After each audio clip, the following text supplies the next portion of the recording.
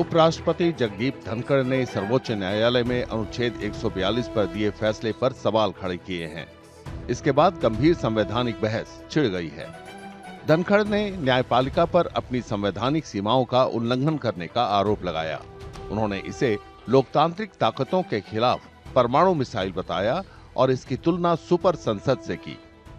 धनखड़ ने चेतावनी दी कि इस तरह की कार्रवाइयां न्यायपालिका, विधायिका और कार्यपालिका के बीच नाजुक संतुलन बिगाड़ सकती हैं। It is not a question of someone filing a review or not. We never bargained for democracy for this day. President being called upon to decide in a time-bound manner, and if not, becomes law. So we have judges who will legislate, who will perform executive functions, who will act as super parliament,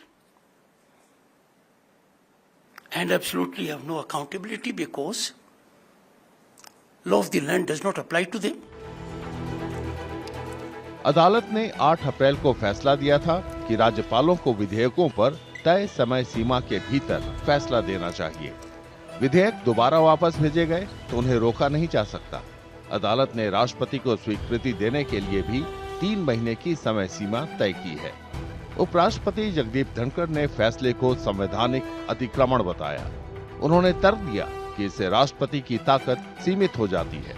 उन्होंने अनुच्छेद 145(3) में संशोधन करके प्रमुख संवैधानिक मामलों के लिए बड़ी बेंचों को अनिवार्य बनाने की भी पैरोकारी की।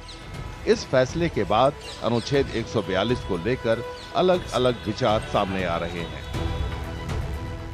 Article 142 of the Constitution allows the Supreme Court to pass such decree or make such order is necessary for doing complete justice in any cause or matter pending before it.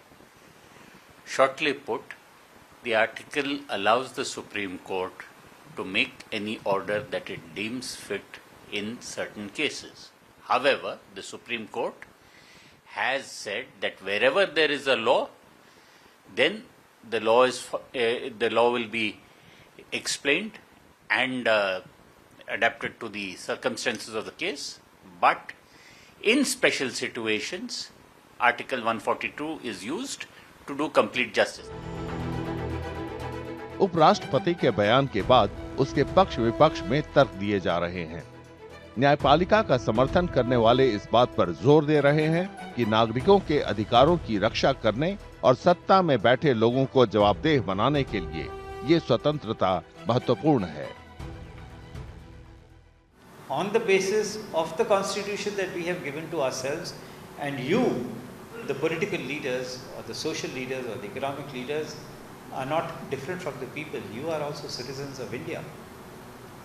So please appreciate that the constitution is the final word, and you, leaders or non-leaders, people of India, and you are people of India, have to work in accordance with the spirit of the constitution, in accordance with the morality that the constitution has laid down.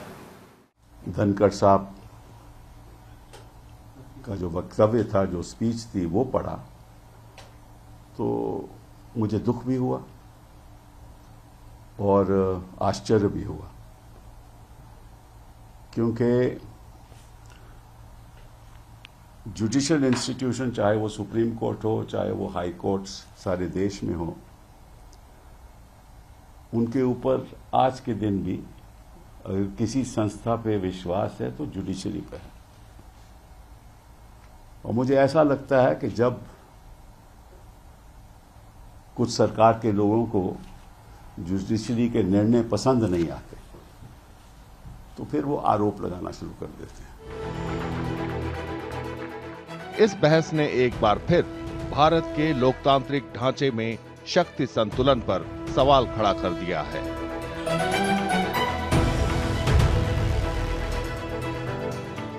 गर्मियों की छुट्टी होने वाली थी, मेरे पापा आने वाले थे, तो हम लोग सभी खुश थे। तो मैं एक बेड पे चढ़ के डांस कर रहा था लेकिन वो पहले ही आ गए। फ्रीज।